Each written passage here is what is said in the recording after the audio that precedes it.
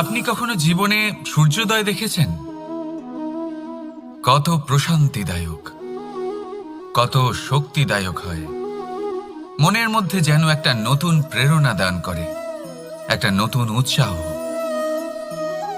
কিন্তু যদি আপনি উঠতে দেরি করেন, তাহলে আপনি এই সূর্যোদয় দেখতেই পাবেন না। ঠিক এরকমই হয় আমাদের জীবনেও। সুযোগ সূর্যোদয়ের মতো। যদি আপনি আপনার জীবনে দরকারের চেয়ে বেশি অপেক্ষা করেন এই সুযোগের সদ্ব্যবহার করতে, তাহলে এই সুযোগ আপনার অপেক্ষা কখনোই করবে না, তা চলে যাবে। সেই জন্য এদের সামলে রাখুন। সঠিক সময় আসলে এই সুযোগের সদ্ব্যবহার করুন, নিজের কর্মকে সম্পূর্ণরূপে সার্থক করুন।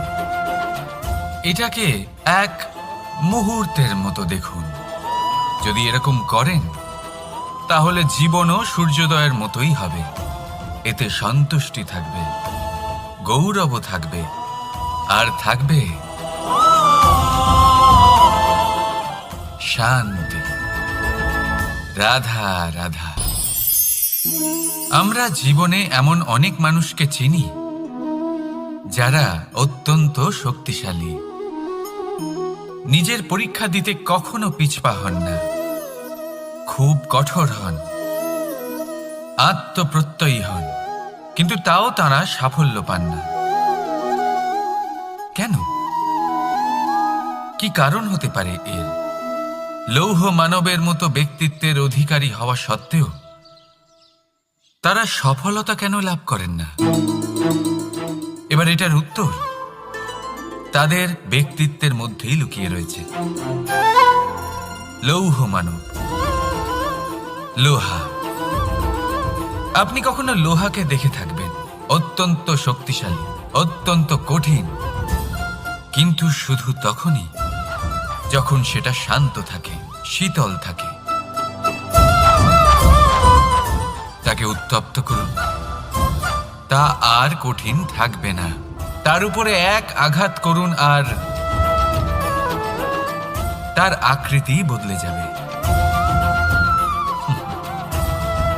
বুঝলেন? যদি আপনিও জীবনে নিজের শক্তি দিয়ে, নিজের নিরন্তর প্রচেষ্টা দিয়ে বড় কিছু করতে চান, তাহলে সর্বপ্রথম একে শান্ত করে রাখুন, একে শীতল করে রাখুন। জীবনে যা পেয়েছেন তাতেই সন্তুষ্টি পেতে শিখুন।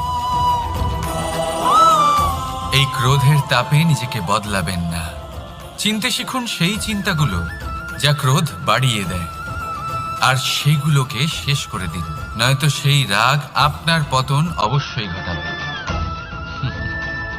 রাধা রাধা। আমরা অনেকবার লোকের থেকে এই কথা শুনেছি, জীবনে যখনই ধন অর্জন করবে বাঁচিয়ে রাখবে। কি হয়, কঠিন পরিস্থিতিতে আপনার খারাপ সময় তা আপনার কাজে আসে। কিন্তু এই কথা কি 100% সত্যি? ভাবুন, এই সমস্ত ধন যে আপনি অর্জন করেছেন তা কি আপনাকে সুস্বাস্থ্য দিতে পারবে? এই সমস্ত ধন কি আপনাকে সুখ এনে দিতে পারবে? পারবে না, তাই না? চলুন আমি আপনাকে একটা কথা বলি। পরমেশ্বর, ঈশ্বর, যদি এই ঈশ্বরের ওপর আপনি বিশ্বাস রাখেন, সর্বদাই ভালো কাজ করেন, সবার মধ্যে প্রেম ছড়িয়ে দেন, আর সবার জন্য শুধু ও শুধুমাত্র শুভকামনা করেন, তাহলে আপনার সাথে কখনো কোনো খারাপ হতে পারে না। তাই সময় বদলান, সময় বদলানোর উপকরণ নয়। আর ভালোবেসে বলুন রাধা রাধা। অনেকবার আমাদের দৃষ্টিভঙ্গি এমন হয়ে থাকে যে আমাদের আসল সত্যের থেকে অনেকটা দূরে নিয়ে যায়। আমরা যেরকম দেখি সেরকম সবসময় হয় না। এবারে দেখুন না, আমরা মানুষেরা, আমাদের ভালো লাগে, আমরা কোথাও গেলাম, আমাদের স্বাগত জানানো হলো, আমাদের প্রশংসা করা হলো, কেউ আমাদের দিকে হাসি মুখে তাকালো, আমাদের ভালোবাসলো। আমাদের ভালো লাগে। কিন্তু যদি কেউ ক্রুদ্ধ হয়, কটাক্ষ করে, ব্যঙ্গ করে, তাহলে আমরা তক্ষুনি তাকে নিজের শত্রু ভেবে ফেলি, তার উপরে ক্রুদ্ধ হয়ে যাই। একটা কথা মনে রাখবেন, এই হাসি সবার জন্যই হয়। আপনি তাদেরকেও হাসি উপহার দিতে পারেন যাদের আপনি চেনেন, তাদেরও দিতে পারেন যাদের আপনি চেনেন না। ছোটদের দিতে পারেন, বড়দের দিতে পারেন, সবার জন্যই হলো এই হাসি। কিন্তু ক্রোধ, ক্রোধ তাদের উপরেই আসে যাদের আমরা জীবনে কখনো হারাতে চাই না, যাদেরকে আমরা অসম্ভব ভালোবাসি, যাদের জন্য আমরা আশা করি যে তাদের জীবনের পরবর্তী সময় সব সময় সুখময় হোক, উজ্জ্বল হোক।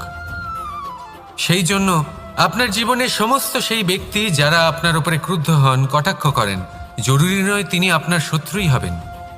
হতে পারে সে হলো আপনার শুভাকাঙ্ক্ষী, যিনি আপনার শুধুমাত্র ভালোই চান, যিনি আপনার জন্য একটা সুন্দর ভবিষ্যৎ চান। সেই জন্য সবসময় মন দিয়ে অন্যের কথা বোঝার প্রয়াস করুন। আপনি জানতে পারবেন তাদের কর্মের ধর্ম কি হতে পারে, আপনি জানতে পারবেন তাদের ক্রোধের মর্ম কি হতে পারে। রাধা রাধা। জীবনের এই পথে এগোতে এগোতে আমরা কোথাও থেমে যাই, আমরা জানি না কেন। আমরা চেষ্টা করি যেন আমরা সামনে এগোতে পারি, কিন্তু এরকম হয় না। কি কারণ হতে পারে এর? আসুন আমি আপনাকে বোঝাই। মনে করুন আপনি কোনো রাস্তায় হাঁটছেন, আপনার পা মুচকে গেল, আপনি পায়ে আঘাত পেলেন। এখন এই আঘাত যদি আপনাকে পথ চলতে বাধা দেয়, তখন আপনি থেমে যান।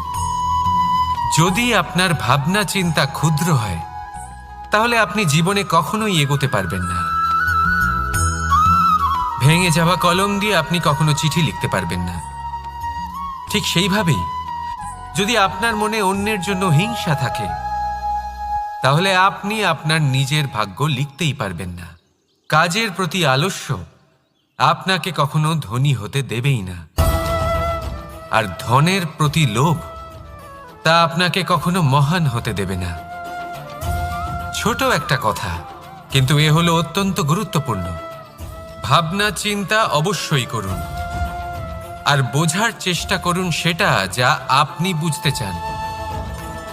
হতে পারে আপনি এমন কোনো পথ খুঁজে পেলেন যার ফলে আপনি কোনো খারাপ পথে যেতে যেতে থেমে গেলেন, বা আপনি এমন কোনো অর্থ খুঁজে পেলেন যা আপনাকে মহান হবার পথে অগ্রসর করে দিল। রাধা রাধা। অহংকার এ হলো ছোট একটা শব্দ, কিন্তু এর প্রভাব অত্যন্ত বৃহৎ হয়ে থাকে। আর সব থেকে বড় সমস্যা হলো মানুষ আজ অবধি বুঝতেই পারেনি যে এই অহংকারের বাস্তব রূপ কিরকম। কেউ একে গর্বের নাম দেন, কেউ একে আত্মসম্মানের নাম দিয়ে থাকেন, এবং কোথাও একটা এমন সময় চলে আসে যখন সময় এই অহংকারকে ভেঙে খান খান করে দেয়। আর তখন না গর্ব আপনাকে বাঁচাতে পারে, না আপনার আত্মসম্মান। এখন যদি আপনাকে উদাহরণ দিই, তাহলে যেখানে আপনি বসে আছেন সেই ঘরেই ওপরে তাকান, সেই ছাদের দিকে। যদি এই ছাদ অহংকার করতে থাকে যে দেখো আমি তো সব থেকে উঁচু জায়গায় আছি, আমার চেয়ে ওপরে আর কেউ নেই, আমি এই ঘরে থাকা সমস্ত ব্যক্তিকে ছায়া প্রদান করি, যদি এই অহংকার এসে যায় তাহলে কি? একবার ভেবে দেখুন, যদি পরের দিন তার উপর আরো একটা তলা বানিয়ে দেওয়া হয় তাহলে কি? এই ছাদ যার নিজের উঁচু হবার অহংকার ছিল, যে সব থেকে ওপরে ছিল, সে এবার পায়ের তলায় চলে এসছে। এটাই হয়ে থাকে। মনে কখনোই অহংকার পোষণ করবেন না। যদি মনের মধ্যে কিছু রাখতে চান, তাহলে প্রেমের ভাব রাখুন, স্নেহ রাখুন। এই অহংকারকে আপনি যা ইচ্ছে নাম দিন, গর্ব হোক, আত্মসম্মান হোক, এর দ্বারা আপনার কোনোভাবেই কোনো লাভ হবে না। তাহলে এই অহংকারকে ত্যাগ করুন আর আমার সাথে ভালোবেসে বলুন, রাধা রাধা। একটা সিদ্ধান্ত। এই জীবনে একটা সিদ্ধান্তের গুরুত্ব কি হতে পারে তা কখনো ভেবে দেখেছেন? একটা সিদ্ধান্ত সেই ভিত্তি হতে পারে যা আপনার পুরো জীবনকে বদলে দিতে পারে, এই সমস্ত সংসারকে বদলে দিতে পারে, ভবিষ্যৎ বদলে দিতে পারে। এই সিদ্ধান্ত যে কোন রাস্তা চয়ন করতে হবে, সেই সিদ্ধান্ত যে কখন সামনে এগোতে হবে আর কখন থেমে যেতে হবে, সেই সিদ্ধান্ত যে কখন যুদ্ধ করতে হবে আর কখন নিজেকে পিছু পা হতে হবে। এই সিদ্ধান্ত হলো খুব গুরুত্বপূর্ণ। আর আপনি তো এই সংসারে একা নন, তাই আপনার একটা সিদ্ধান্ত শুধু আপনার জন্যই নয়, সমস্ত সংসারের জন্য গুরুত্বপূর্ণ হতে পারে। এবার এই সিদ্ধান্ত আপনারই হবে।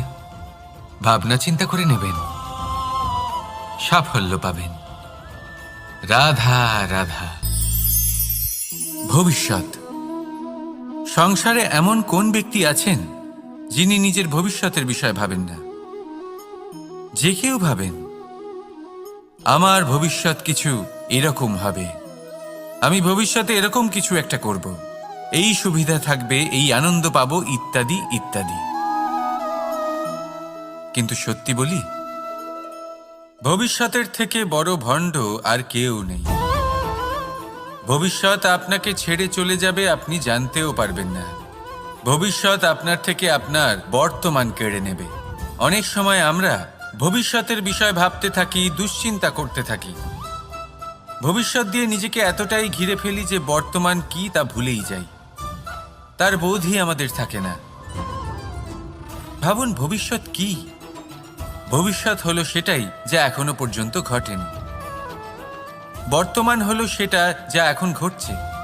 তাহলে যা এখনো ঘটেইনি তার বিষয়ে দুশ্চিন্তা করে নিজেকে ব্যতিব্যস্ত কেন করছেন? এই বর্তমান, এটাই হলো গুরুত্বপূর্ণ। এর উপরে সমস্ত ভাবনা কেন্দ্রীভূত করুন। মনে লক্ষ্য অবশ্যই রাখুন, কিন্তু পুরো মনোযোগ শুধু বর্তমানে থাকবে। এই বর্তমানকে যদি সামলে নিতে পারেন, তাহলে আপনার ভবিষ্যৎ এমনি উজ্জ্বল হয়ে উঠবে। তাহলে আসুন আমার সাথে ভালোবেসে বলুন, রাধা রাধা। সময়। কথায় আছে, আমাদের জীবনের প্রত্যেক মুহূর্ত স্বর্ণর মতো হয়। এবার হয় আমরা একে নিজেদের কাছে রাখতে পারি, বা একে আমরা চলে যেতে দিতে পারি। কারণ এই ছোট ছোট মুহূর্তই আছে যা আমাদের জীবনকে গড়ে তোলে। এখন এই জীবন কেমন হবে তা আমাদের উপর নির্ভর করে। যদি আপনি একটা মুহূর্তের যত্ন না নেন, যদি আপনি এক মুহূর্ত ভালো না বাসেন, যদি আপনি এক মুহূর্ত স্নেহের আনন্দ না উপভোগ করতে পারেন, তাহলে দেখতে দেখতেই আপনার সমস্ত সময় নষ্ট হয়ে যাবে, আপনি জানতেও পারবেন না। অর্থাৎ এই সময় স্বর্ণ হতে পারে না। তবে আমরা একে স্বর্ণ বানিয়ে নিতে পারি আমাদের চেষ্টার মাধ্যমে। এই সময় শুধু একটি লাঙল যা মাটির সাথে লড়াই করতে পারে, আর কিছু নয়। একটা অত্যন্ত গুরুত্বপূর্ণ কথা মনে রাখবেন, আপনার কাছে শুধু সময় আছে। এবার আপনি এটা দিয়ে স্বর্ণ বানাবেন, না ঘুমিয়ে স্বপ্ন দেখে একে নষ্ট করবেন, সিদ্ধান্ত আপনারই। রাধা রাধা। ভগবান। প্রত্যেক কঠিন পরিস্থিতিতে এই নামই আছে যা আমাদের উপায় দিয়ে থাকে। ব্যক্তি যান, ভগবানের পুজো করেন, আরাধনা করেন, ব্রত পালন করেন, মন্দিরে যান, পুজো পাঠ করেন, ভগবানকে জাগিয়ে তোলেন। আর তারপর শুরু হয় সমস্ত প্রশ্ন। হে ভগবান, আমার সাথে এরকম কেন হচ্ছে? কেন আমারই জীবনে এত দুঃখ আছে? আমি কিভাবে এর সম্মুখীন হব? আমাকে কেন এত কষ্ট ভোগ করতে হচ্ছে? হে ভগবান, আমি কি করব? আমাকে সাহায্য করুন, কোনো রাস্তা দেখান।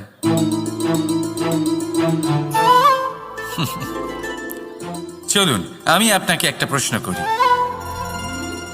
মন্দিরে যাওয়ার চেষ্টা করার আগে আপনি কি জীবনে ততটা চেষ্টা করেছেন যতটা সেই সমস্যাকে দূর করার জন্য দরকার ছিল? দ্বিতীয় প্রশ্ন, ভগবানকে জাগানোর পূর্বে আপনি কি নিজেকে জাগিয়ে তুলেছেন? আপনি কি আলস্য ত্যাগ করেছেন? তৃতীয় প্রশ্ন, ভগবানকে জিজ্ঞাসা করার আগে আপনি কি নিজেকে জিজ্ঞাসা করেছেন যে আমি কেন এত অসফল হচ্ছি? যদি না করে থাকেন তাহলে সবার আগে এটা করুন। আপনি সমস্ত প্রশ্নের উত্তর পাবেন, সমস্ত বিপদের পরিত্রাণ পাবেন। অন্য কোথাও নয়, নিজের ভেতরে তাকিয়ে দেখুন। চেষ্টা করুন নিজেকে জাগিয়ে তোলার। আপনি সফল অবশ্যই হবেন, কারণ এই পরমাত্মা, ওই পরমেশ্বর, ওই পরব্রহ্ম আপনার মধ্যেই তো আছে। রাধা রাধা। নাম। জন্মগ্রহণের পর মানুষের জন্য এই নাম অত্যন্ত গুরুত্বপূর্ণ হয়। মাতা, পিতা, পুরোহিত সকলেই সেই অক্ষর খুঁজতে শুরু করেন যা দিয়ে আপনার নাম শুরু হবে। কিন্তু নাম আর রাশি এক হয়ে গেলেই কি সব কিছু ঠিক হয়ে যায়? কখনোই নয়, কারণ আপনার কর্মই হলো সব থেকে গুরুত্বপূর্ণ, আর কিছুই নয়। দেখুন, এই নিয়তিও আপনার কর্ম অনুযায়ী আপনার ভবিষ্যৎ সুনিশ্চিত করে। যদি আপনাকে উদাহরণ দিই তাহলে ভাবুন, একদিকে ছিলেন রাম আর অন্যদিকে রাবণ। দুজনেরই নাম শুরু হয় র দিয়ে, কিন্তু একজন পেলেন এক ভয়ানক পরিণতি আর অন্যজন সমগ্র সংসারের মনে চিরস্মরণীয় হলেন। তাহলে মনে রাখবেন, নাম নয়, কর্মই হলো শ্রেষ্ঠ। আর যদি তা শ্রেষ্ঠ হয় তাহলে আপনার নাম এমন স্থানে পৌঁছবে যা সংসারের কেউ মুছে ফেলতে পারবে না। তাহলে আসুন আমার সাথে ভালোবেসে বলুন, রাধা রাধা। অনেক সময় যখন আমরা কর্ম করি, সাফল্য লাভ করি, কঠিন পরীক্ষায় উত্তীর্ণ হই, বড় কাজ করি, আমাদের মনে হয় এই সংসার আমাদের একটু প্রশংসা করুক, ভালো লাগে। অনেকবার মনে হয় এটা হলো আমাদের কর্মের ফলই বটে, আমরা আনন্দ পাই। কিন্তু যখন আমরা এই প্রশংসা পাই না, তখন কি হয়? আমরা দুঃখী হয়ে যাই, ভেঙে পড়ি। মনে হয় যেন আমার জন্য কেউ চিন্তাই করে না। এমন মনে হয় যেন আমাদের আনন্দে অন্য কেউ আনন্দই পায় না। অনেক রকম ভাবনা আসে। কিন্তু আমি আপনাকে একটা প্রশ্ন করতে চাই, আপনি যে কাজই করেন না কেন, যে কর্মই করেন না কেন, তা কি শুধুমাত্র প্রশংসার জন্য করেন? যদি এরকম হয়ে থাকে তাহলে সেই ভাবনা এক্ষুনি ত্যাগ করুন, কারণ এই প্রকৃতি আমাদের অন্য শিক্ষা দেয়।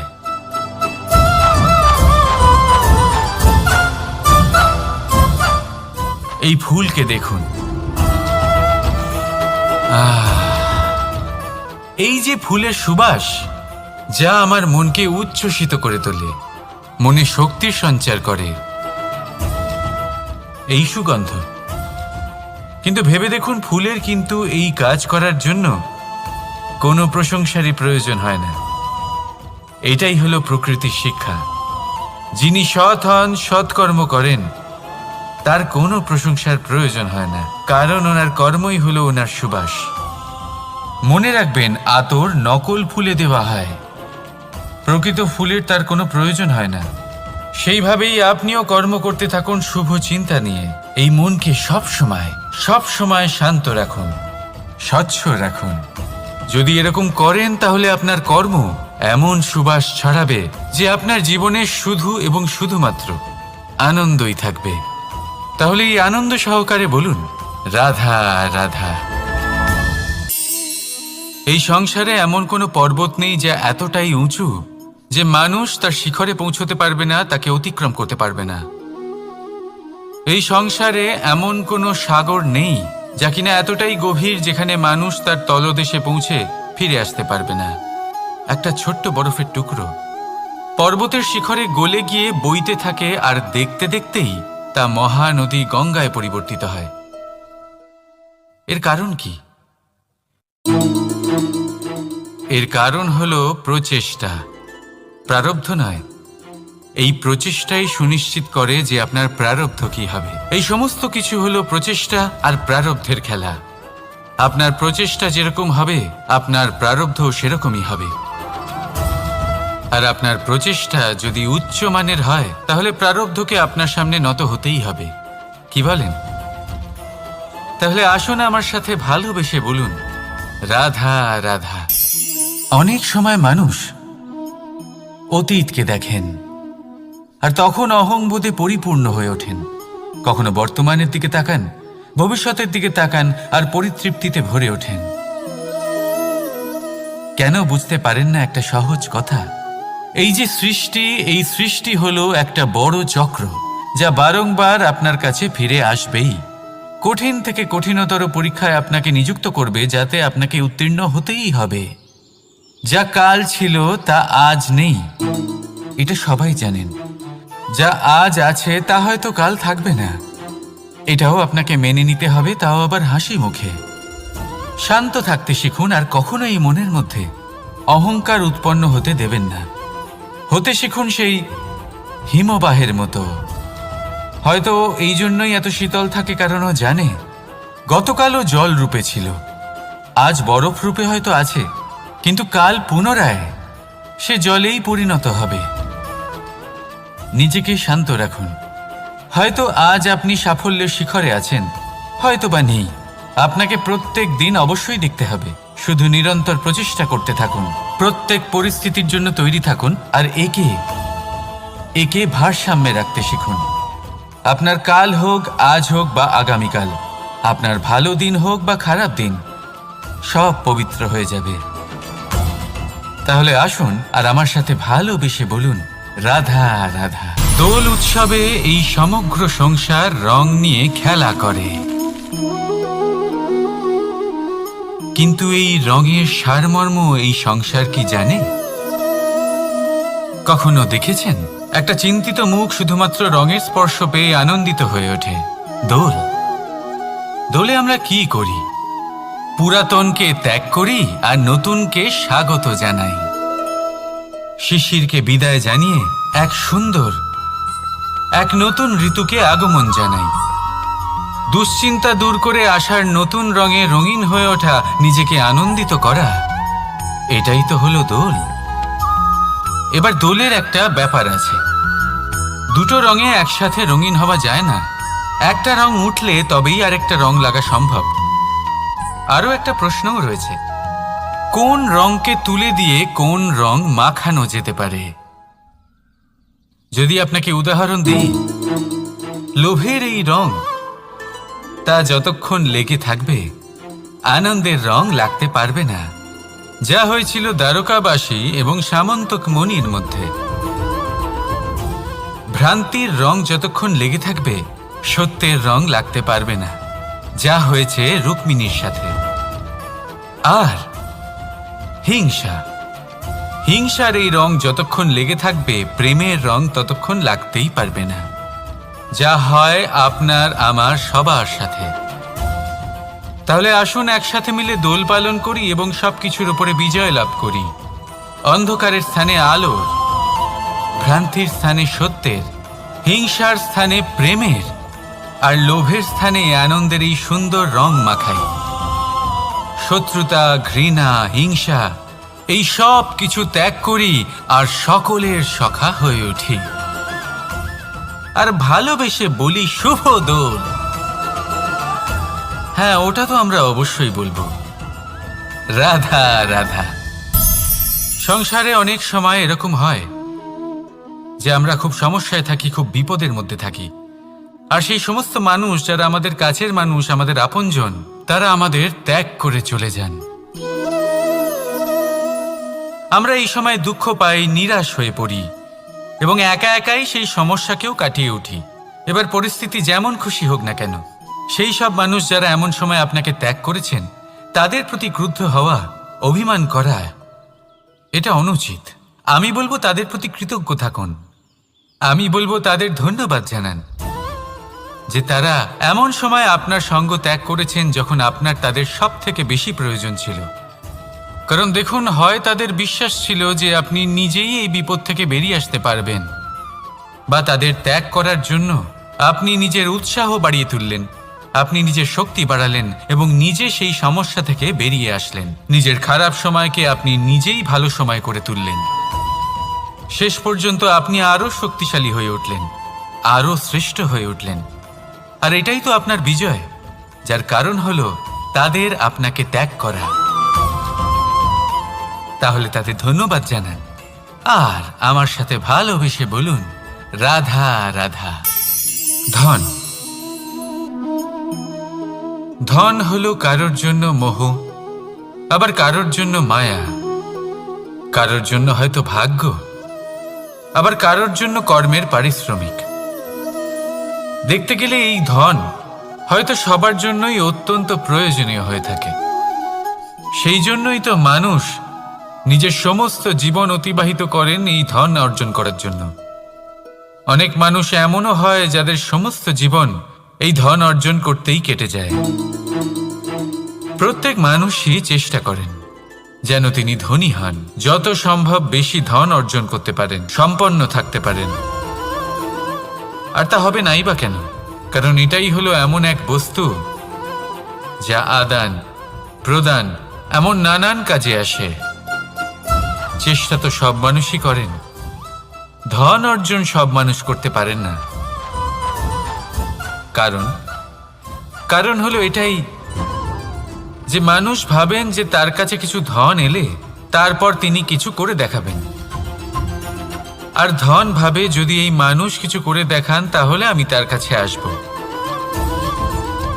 সেই জন্য কিছু করে দেখান, এমন শ্রেষ্ঠ কাজ করে দেখান যাতে ধন নিজেই আপনার কাছে ছুটে আসে। যদি আপনি ধন লাভের আশায় ছোটেন তাহলে আপনি নিজের সন্তোষ ভাব হারিয়ে ফেলবেন। কিন্তু এই সম্পত্তি যদি আপনার কাছে ছুটে আসে তাহলে আপনাকে মহান বলা হবে। সেই জন্য কাজ করুন, শ্রেষ্ঠ কাজ করে দেখান। দেখবেন এই ধন ফলস্বরূপ আপনার কাছে আসবেই আসবে।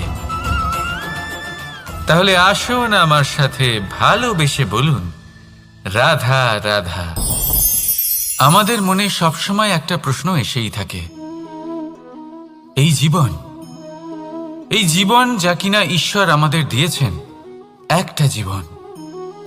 ঈশ্বর এক আত্মা দিয়েছেন পৃথিবীতে বাঁচার জন্য। যতদূর আমরা জানি আমাদের কাছে একটাই জীবন রয়েছে। আমরা ভাবি এই জীবন গুছিয়ে কিভাবে রাখা যায়। প্রত্যেক মানুষ ভাবেন যে আমি কি করি যাতে এই জীবনকে গুছিয়ে রাখা যায়, কিরকম কর্ম করব, কিরকম পুণ্য করব, কি ধরনের শাস্ত্র পড়ব যাতে আমি সেই জ্ঞান অর্জন করি যাতে জীবনটা সুন্দর করে তুলতে পারি। আমাদের সমগ্র জীবন কেটে যায় এই প্রশ্নের উত্তর খুঁজতে, সেই শাস্ত্র অধ্যয়ন করতে। এমন অনেক মানুষ তাও বুঝতে পারেন না। আসুন আজ আমি আপনাকে একটা সহজ কথা বলি, যার দ্বারা আপনি নিজের জীবন সুন্দর করবেন। জীবন, জিহ্বা, এদের দুজনেরই হলো একটাই রাশি। জিহ্বা অর্থাৎ আপনার কথা, এই কথাকে সংযত রাখুন, একে সুন্দর করে তুলুন, মধুর কথা বলুন। যতটা সম্ভব একে নিয়ন্ত্রণে রাখুন, আপনার জীবন সুন্দর হয়ে উঠবে। কারণ এই শব্দ হয় অত্যন্ত শক্তিশালী। এটা হলো এমন এক বন্ধন যা আপনার সামনের মানুষকে আপনার ব্যক্তিত্বের সাথে জুড়ে দিতে পারে। তাই এই শব্দ সংযত রাখুন, একে সুন্দর করে তুলুন। আপনার জীবন আপনা থেকেই সুন্দর হয়ে উঠবে। আর আসুন এই মধুর সুন্দর অনুভূতি দিয়ে বলুন, রাধা রাধা। জীবন, এই জীবন আসলে কি?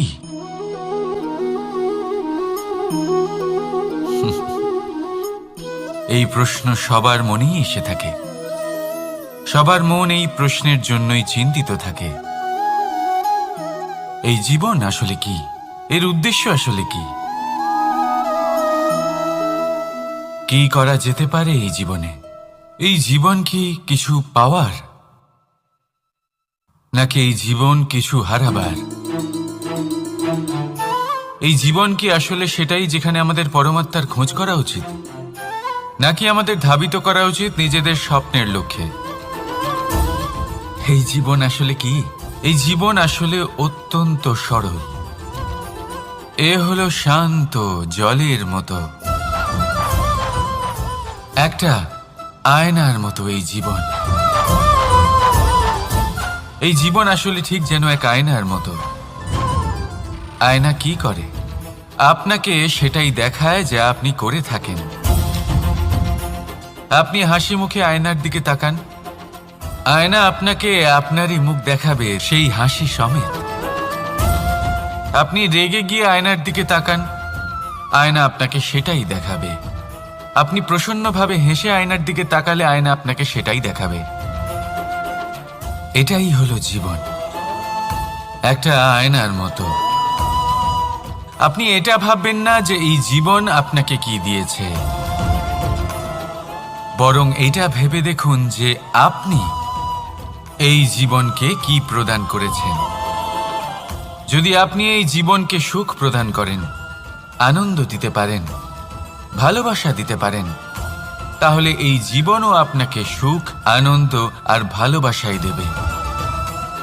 তাহলে আসুন এই সুখ, আনন্দ আর ভালোবাসা দিয়ে বলুন, রাধা রাধা। ধরিত্রীর বুকে গজিয়ে ওঠা এই দুব্ব ঘাস দেখেছেন? দুব্ব ঘাস, যা আমাদের পাকে শীতল রাখে। এতে যদি বসেন তাহলে মনে হবে নরম কোথাও বসে আছেন। এত ছোট হলেও কিন্তু এর মধ্যে গুণ আছে অনেকগুলি, আর যতটা ছোট এটা ততটাই বড় শিক্ষকও। কিভাবে? ভাবুন, পাতা ঝরার মরশুমের পরে সমস্ত পাতা একত্রিত হয়ে থাকে। একটা ছোট ফুলকি সবাইকে জ্বালিয়ে দিতে পারে, সমস্ত পাতা পুড়ে ছাই হয়ে যায়। কিন্তু এই ঘাসের কিছুই হয় না, সে যেমন ছিল তেমনই থাকে। কারণ কি হতে পারে? প্রথম কারণ, এরা ছোট হয়। দ্বিতীয় কারণ,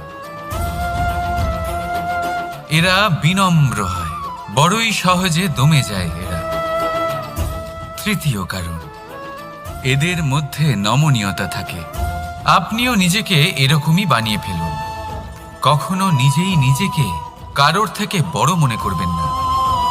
নিজের এই মনকে বিনম্র রাখুন। এবং সবথেকে বড় কথা, নিজের এই মনে সহানুভূতি, প্রেম আর বিশ্বাসের নমনীয়তা বজায় রাখবেন। যদি এরকম করতে পারেন তাহলে জীবন সবসময় সুখে কাটবে। রাধা রাধা।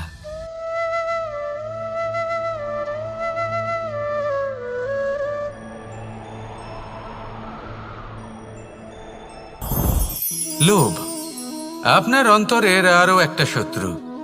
দেখতে গেলে এটা একটা শব্দ, একটা সংস্কৃত শব্দ। লব ধাতু থেকে উৎপন্ন হয়েছে। এর অর্থ কিছু লাভ করা। কিছু লাভ করা অনুচিত নয়, আরো কিছু লাভ করাও অনুচিত নয়, কিন্তু সব থেকে বেশি আমিই লাভ করব। আমি আরো চাই, আরো বেশি চাই, আরো বেশি পেতে চাই। এটাই হলো লোভ। আর এই লোভ যখন গ্রাস করে তখন আপনি যা পেতে চান, সে ধনই হোক বা মানই হোক, তা অর্জন করার জন্য মানুষ যে কোনো স্তরে পৌঁছে যেতে পারে। যদি মানুষ ধন অর্জন করতে চান তাহলে তার জন্য তারা অধর্মের পথেও চলতে পারেন। যদি সম্মান অর্জন করতে চান তাহলে অন্য মানুষকে ছোটও করতে পারেন। শেষ পর্যন্ত আপনার এটা মনে হতে পারে যে যদি একটু অল্পই প্রাপ্ত করতাম, কিন্তু ভালোবেসে প্রাপ্ত করতাম, এই জীবন আরো অনেক বেশি সুখী হতো। লোভ আপনার জীবনে, আপনার মনে কখন যে প্রবেশ করবে সেটা আপনি জানতেও পারবেন না। তাই এটা চিনতে শিখুন আর তৎক্ষণাৎ জীবন থেকে বাইরে ফেলে দিন। যা কিছু লাভ করতে চান তা ভালোবেসে লাভ করুন, আর সেই ভালোবাসার সাথেই বলুন, রাধা রাধা। জীবনে ক্ষমা চাওয়া তাও কিছুটা সহজ, ক্ষমা করতে পারা অত্যন্ত কঠিন। ক্ষমা, 2 অক্ষরের এই শব্দ হতে পারে, কিন্তু অত্যন্ত বড় এই শব্দ, অত্যন্ত গুরুত্বপূর্ণ এই শব্দ। কখনো কখনো অন্য কাউকে ক্ষমা করে দেওয়া তাও কিছুটা সহজ কাজ, কিন্তু নিজেকে ক্ষমা করতে পারা অত্যন্ত কঠিন হয়ে দাঁড়ায়। অতীতে যদি আমাদের এমন কোনো ভুল হয় যে কারণে আমরা নিজেকে ক্ষমা করতে পারি না, অনেক সময় এমন কিছু ভুল করে বসি যে বিষয় শুধু আমরাই জানি, কিন্তু আমরা নিজেকে ক্ষমাই করতে পারি না, আর আমাদের বিকাশ সেখানে স্তব্ধ হয়ে যায়। কারণ যদি আপনি ক্ষমা করতে না শেখেন, নিজেকে ক্ষমা যদি না করতে পারেন, তাহলে তা আপনার জীবনের সবথেকে বড় বাধা হয়ে দাঁড়াবে। সেই জন্য জীবনে অবশ্যই শিখুন যে কিভাবে নিজেকে ক্ষমা করতে হয়, আর শিখুন যে আগের করা ভুল আবার কি করে না করা যেতে পারে। এই মন হালকা হবে আর প্রসন্ন হয়ে বলবে, রাধা রাধা। এই সংসারে যখনই কোনো সমস্যা আসে, তখন আমরা আমাদের সব থেকে বড় সম্বলের কাছে আশ্রয় খুঁজি, তা হলো আমাদের বিশ্বাস। এবার প্রশ্ন হলো এটাই যে এই বিশ্বাস কার উপর করা যেতে পারে? পরিবারের ওপর, বন্ধুর ওপর, নাকি তাদের ওপর বিশ্বাস করা উচিত যাদেরকে আমরা কখনো সঙ্গ দিয়েছি? দেখুন, এই সংসারে বিপদের সম্মুখীন হলে কে আপনাকে সাহায্য করবে সেটা নির্বাচন করা আপনার হাতে নেই। সেটা সেই সকল ব্যক্তির উপর নির্ভরশীল যে তারা আপনাকে সাহায্য করবে নাকি করবে না। অর্থাৎ যখনই কোনো বিপদ আসে, সর্বপ্রথম তার সম্মুখীন আমাদের নিজেকেই হতে হয়, আর তার জন্য প্রস্তুত থাকা প্রয়োজনীয়। সেই শক্তি, সেই সাহস অর্জন করা প্রয়োজনীয়। দেখুন, যখনই অন্ধকার আসে তখন সবার আগে কে আপনাকে ত্যাগ করে চলে যায়? আপনার নিজেরই ছায়া। এই অন্ধকারের সম্মুখীন হতে হয় অন্তরের প্রদীপের দ্বারা, অন্তরের আত্মা দ্বারা। তবেই আপনি অন্ধকারের ওপর জয়লাভ করতে পারবেন। সেই জন্য যে বিপদই আসুক না কেন, নিজেকে তার জন্য প্রস্তুত রাখা উচিত। সেই সাহস নিয়ে আসুন। এমন কোনো বিপদ নেই যা আপনাকে ভেঙে দিতে পারে। আসুন আমার সাথে ভালোবেসে বলুন, রাধা রাধা। মানুষ সবসময় চায় যে তার জীবনে যেন কখনো কোনো সমস্যাই না আসে। সে চায় তার জীবন যেন শুধুমাত্র শান্তি এবং সুখের দ্বারা পূর্ণ থাকে। কিন্তু এই চাহিদা অনুচিত কিছু নয়। আমরা সবাই এটাই চাই যে জীবনে সুখ থাক, শান্তি থাক। কিন্তু এই কথা সবসময় মনে রাখবেন, যে সূর্য উদিত হন সংসারকে প্রকাশমান করেন, দুপুরবেলায় সংসারকে রৌদ্র প্রদান করেন, সন্ধেবেলায় তাকেও অস্ত যেতে হয়। এবার আমাদের জীবন চক্র কিছুটা এরকমই। কোনো কিছুই চিরকাল একরকম থাকে না। কখনো এই নদীকে দেখুন, যা বয়ে চলেছে। এই নদী যা বয়ে চলেছে তার পথেও অনেক বিপদ আসে। বড় বড় পাথরের সম্মুখীন হয়ে তাকেও সামনে এগিয়ে যেতে হয়। একটি পুকুর যা চারদিক থেকে ঘেরা, তার জীবনে কিন্তু কোনো সমস্যা নেই। কিন্তু এই সংসারে পুকুরের পুজো করা হয় না, পুজো করা হয় নদীকে। মনে রাখবেন, সমস্যার ঊর্ধ্বে তিনি উঠতে পারেন যিনি সমাধি লাভ করেছেন, যিনি এই সংসারেই নেই। যিনি এই সংসারে আছেন এবং জীবিত আছেন, তার জীবনের সমস্যা হলো শ্বাসবায়ুর মতোই গুরুত্বপূর্ণ। আসুন আমার সাথে ভালোবেসে বলুন, রাধা রাধা। আজ আমি আপনাকে একটা ছোট্ট কাহিনী শোনাবো।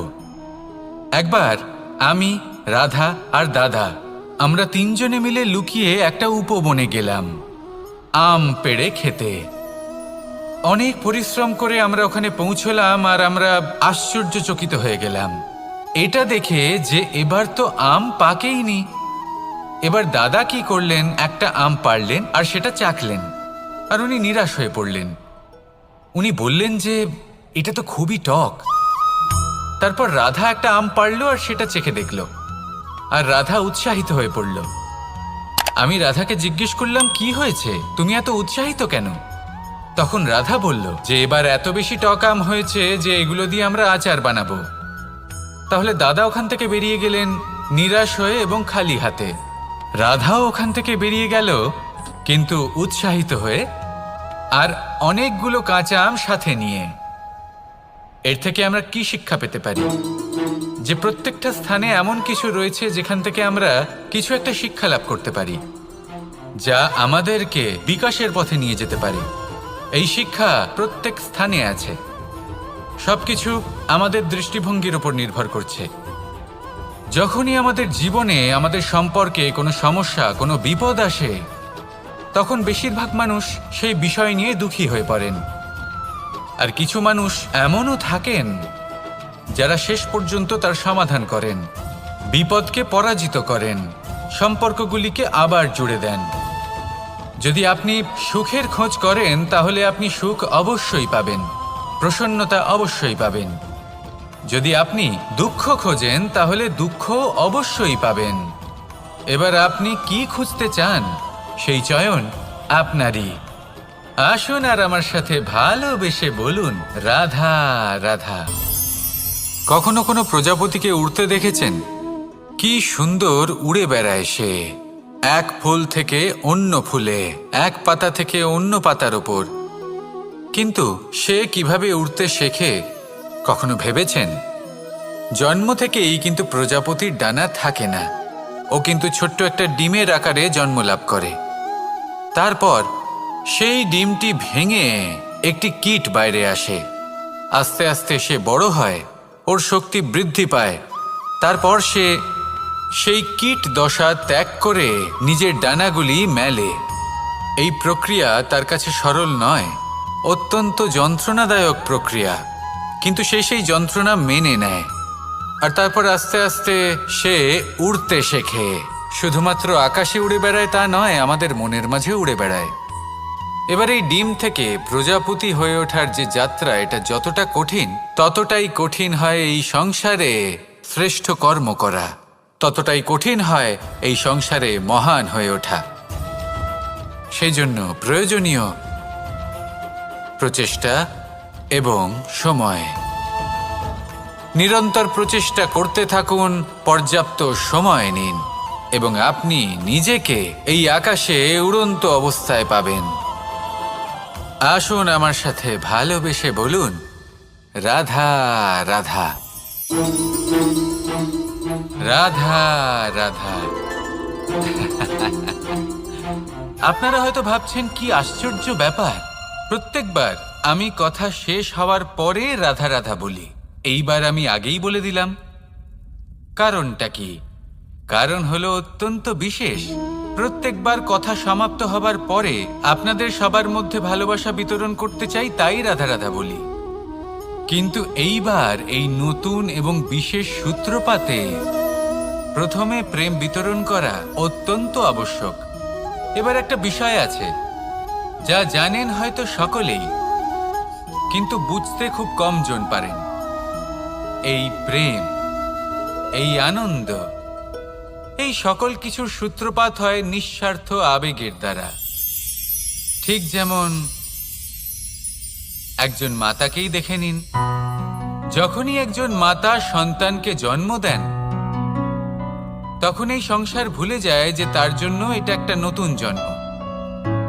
কারণ একজন নারী তখন একজন মাতৃরূপে নতুনভাবে জন্ম নেন। একজন নারী স্ত্রী ও গৃহবধূ রূপে কিছু অধিকার লাভ করে থাকেন, কিন্তু তিনি যখন মা হয়ে যান তখন তিনি শুধুই দান করতে শেখেন। নিজের সন্তানের জন্য কত কিছুই না করেন, তাকে বাৎসল্যের সাগরে ভাসিয়ে নিয়ে যান। এই সংসারে রাজকুমার জন্ম নিতেই পারেন, তাকে রাম এবং লক্ষ্মণ কিন্তু মায়েরাই বানিয়ে তোলেন। একজন গোয়ালা জন্ম নেয়, তাকে দ্বারকাধীশ একজন মাই বানিয়ে তোলেন। পিতা হলেন সেই পর্বত যার একটা অংশ হলো তার সন্তান, কিন্তু মা হলেন সেই শিল্পী যিনি একটা পাথরকে খোদাই করে এমন এক মূর্তি গড়ে তোলেন যাকে সকলে পূজনীয় মনে করেন। তাহলে স্মরণ করুন সেই সকল মুহূর্ত যেগুলি আপনি নিজের মাতার সাথে অতিবাহিত করেছেন। অনুভব করতে পারবেন যে কিভাবে এক মুহূর্তেই এই মন প্রফুল্ল হয়ে ওঠে। এবার এর কারণ কি?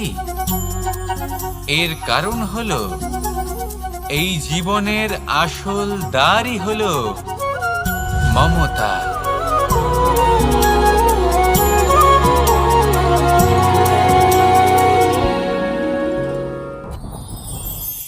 যত শক্তিশালী এই মন, তত শক্তিশালী এই শরীরও। এই যে আমাদের শরীর, এটা আসলে কি? এ হলো একটা রথের মতো। আর একটা রথ ততক্ষণ চলতে পারবে না যতক্ষণ না তাকে কোনো সারথি চালাবে। এই মন হলো শরীরের সারথি। এবার ভাবুন, যদি এই সারথি শক্তিহীন হয়, দুর্বল হয়, তাহলে এই রথের কি হবে? এটা উচিত পথে চলতে পারবে না, উচিত গতিতে চলতে পারবে না, মন মতো স্থানে এটা পৌঁছতেও পারবে না। সেই জন্য মনের শক্তি অত্যন্ত প্রয়োজনীয়। এবার মনের শক্তি আমরা কোথা থেকে লাভ করি? দৃঢ়তার শক্তি থেকে। এবার এই শক্তি আমরা কিভাবে বাড়াতে পারি? আমরা প্রতিদিন কিছু নতুন স্থির করি, কিছু ছোট কিছু বড়। আর যেই আমরা নতুন কিছু পূর্ণ করি, আমাদের মনের শক্তি বেড়ে যায়। আর যদি পূর্ণ না করতে পারি, মনের শক্তি কমে যায়। একটা দেওয়ালের মতো ছোট ছোট ছোট ছোট শিলা আমরা একটার পর একটা স্থাপন করে একটা দেওয়াল তৈরি করি। এতগুলো পাথর যখন একত্রিত হয়ে যায়, তখন এমন এক দেওয়াল তৈরি হয় যাকে ভাঙা প্রায় অসম্ভব হয়ে দাঁড়ায়। সেরকমই হয় মন এবং দৃঢ়তা।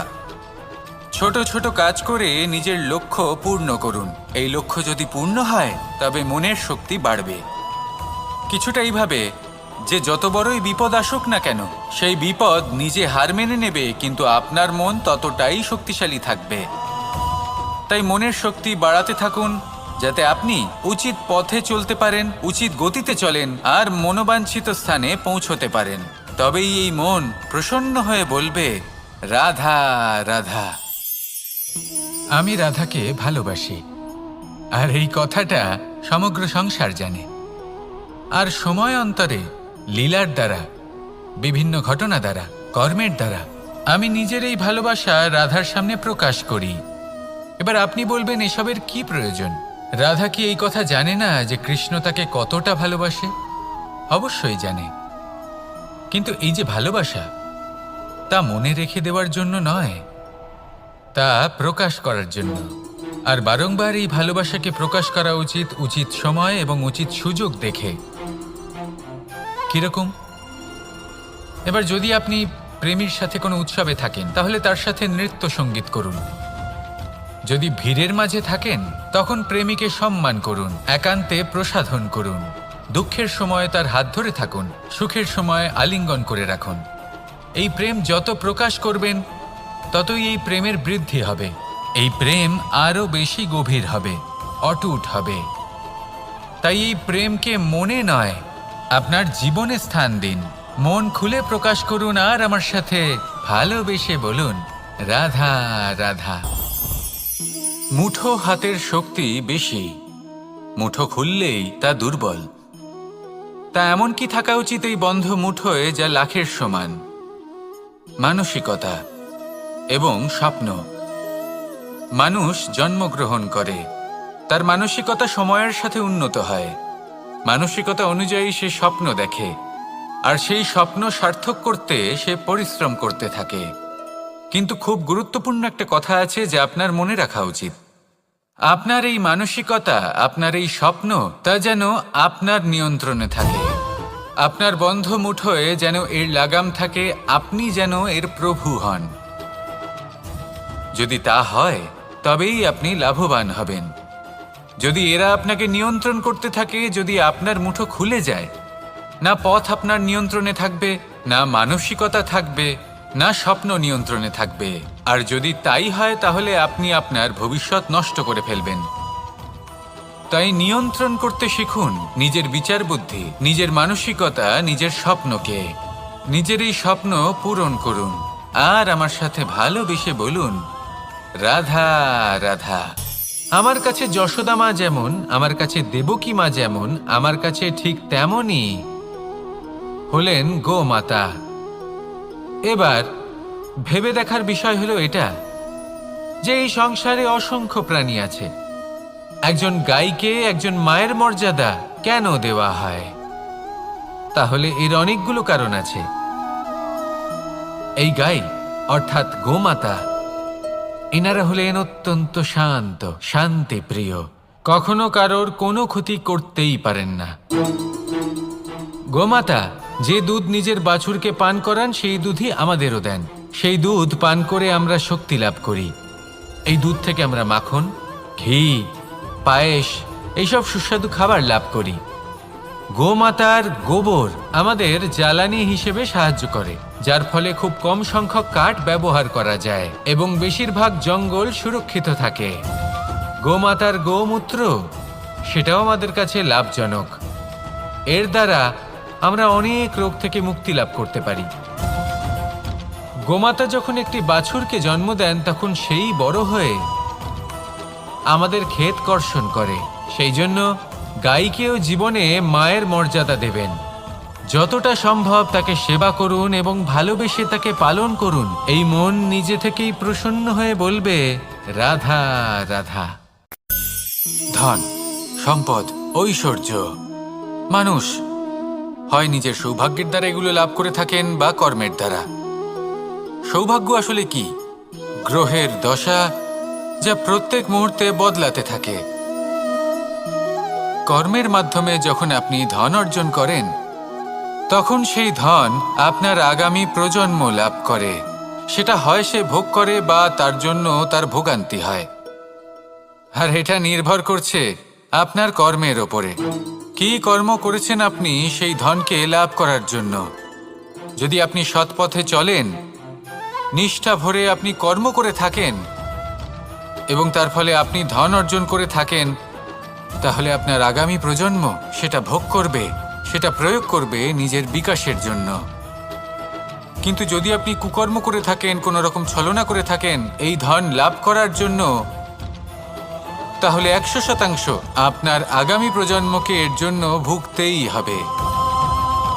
তাহলে আপনি কি চাইবেন?